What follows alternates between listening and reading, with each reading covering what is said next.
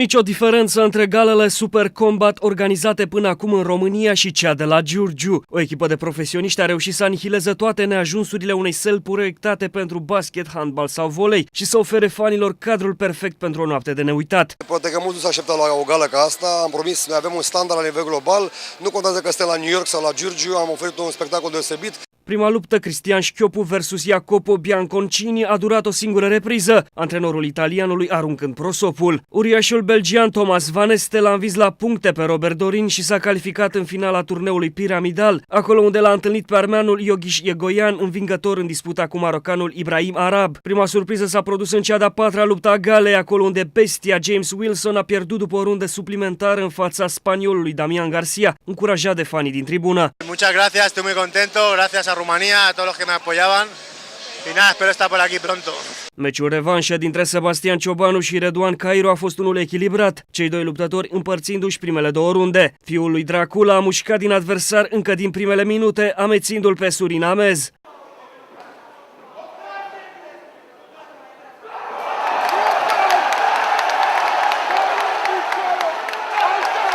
Cairo a reușit totuși să reintre în meci datorită determinării, dar și loviturilor de picior. Ultima rundă a fost una echilibrată și se părea că lupta va avea nevoie de o repriză suplimentară, însă un genunchi devastator al lui Cairo l-a făcut knockout pe Ciobanu.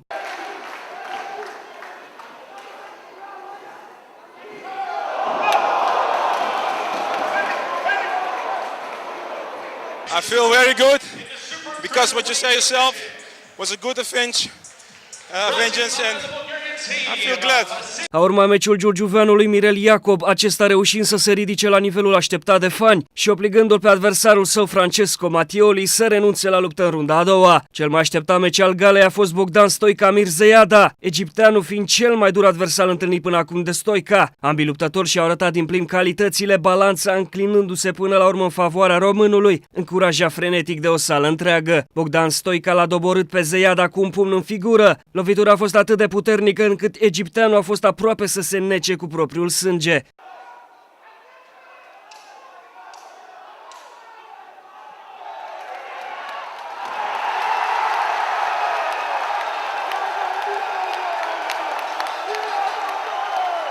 Bogdan, l-ai făcut knockout când nici nu se mai aștepta probabil.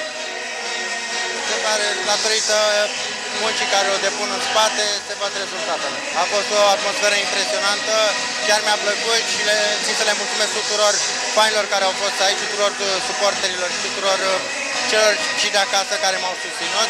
Bogdan Stoica a avut de partea sa și ajutorul divin. La fiecare meci nu le port, sunt niște mătănii duse la biserică sfințite și le pun fiindcă sunt credincioși și cred în Dumnezeu. Gala s-a încheiat cu meciul dintre Thomas Van Este și Iogiș Iegoian, victoria revenindu-i leului armean Iegoian, care a obținut biletele pentru marea finală de la Galați. That was hard, good boys, fighting hard, with power, with technique, but I was better, man.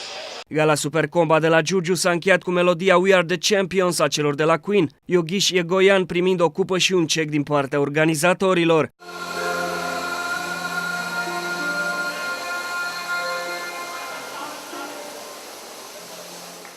Încântat de evenimentul de la Giurgiu, promotorul Eduard Irimie a spus că va reveni anul viitor la malul Dunării cu un show asemănător.